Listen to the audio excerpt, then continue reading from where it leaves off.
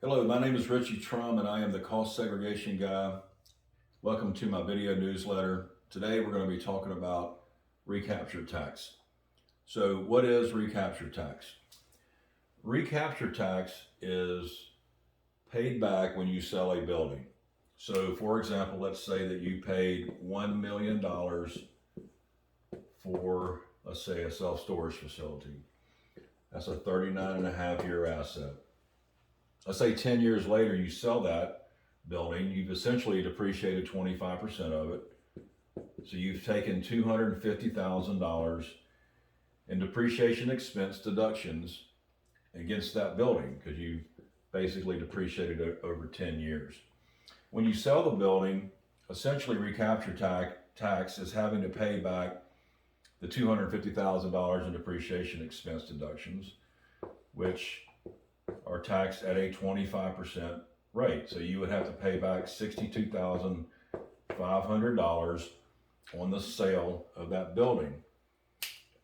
Unless you sell the building for a gain, which you're going to have some capital gains tax, and we'll talk about that here in just a minute. So when we do a cost segregation study, we are essentially breaking out what's called real property, or a 39, 27 and a half year asset, and the personal property, which is 5, 7, or sometimes a 15-year asset. And so a lot of times tax pros will look at their client doing a cost segregation study and say, you know what, you may not want to do that because you're going to have to pay back recapture tax. And that's not necessarily true because you're going to have to pay back recapture tax anyway. It's not necessarily true not to do a study because of that. Because there are ways that we can kind of get around the amount of recapture tax that we pay. So essentially, when we do a study on a building, we're segregating these components. And the difference between the Section 1250 recapture rate and the Section 1245 capture rate is that personal property is going to be taxed at your ordinary income tax rate. Okay, and so that's the reason why tax pros will tell their clients, that own buildings, you don't want to do a cost segregation study because you're going to have to pay all this recapture tax back. Remember, if you sell the building, you're going to have to pay the recapture tax back anyway. No matter if you hold the building 50 years, when you sell it, basically the government's saying you took all that depreciation expense against your building, you're selling it, now we basically want it back. So recapture happens when you sell the building. So if you never sell the building, you never have to worry about recapture tax. And a lot of my clients hold on to their properties. Very few of them are buying and selling and turning it over continuously. But if they were going to sell their building, then we would recommend that they would hold that building for at least 2 to 3 years after applying a cost segregation study. And the reason for that is because the tax savings that's generated through a study can be invested. Okay, and so those invested monies could be used to say maybe pay back some debt or invest in a new property. And so a lot of times, even if there's going to be a pending sale on a building, it still might be cost effective to do a study on that building, depending on the situation. So every situation that we look at is very unique. So, but there are some ways that we can get around paying as much recapture tax. And so typically the tax savings generated from a cost seg study don't have to all be paid back. And so what I mean by that is that when you break your building out into say 5 and 7 year property, let's say that the building's 6 years old. Well, all of those 5-year assets are basically worthless at that point. And so you're going to have very little gain attributed to those assets. And in addition to that, you could attribute more of those gains to those appreciable assets like the land and the building structure.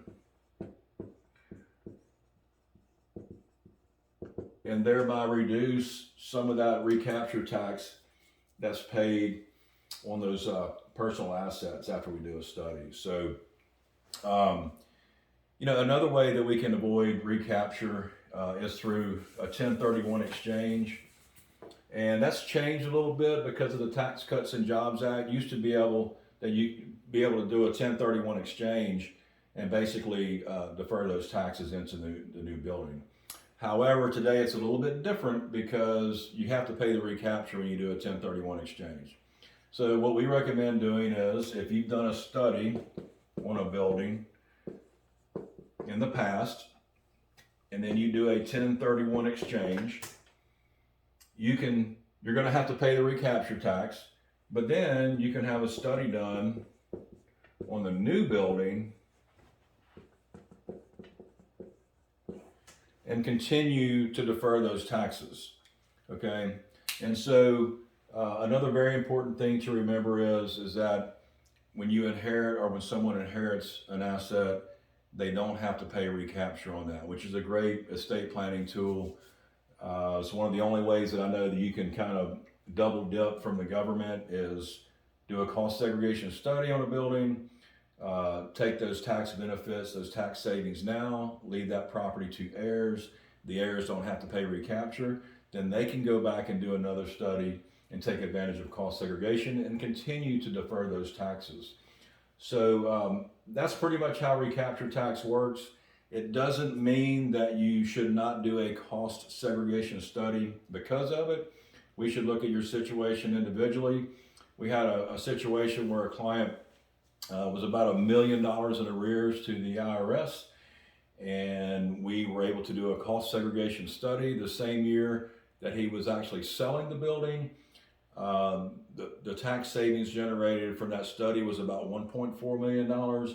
We were able to satisfy his debt to the government, and then the following year he was able to settle up with any of the recapture tax that was owed from the gains of the sale of that building. So if you like what you've seen today, please subscribe and like my video on my channel so that you can get up-to-date information when we create new content. And until the next time that I do a video, just remember that friends don't let friends overpay their taxes. Thank you.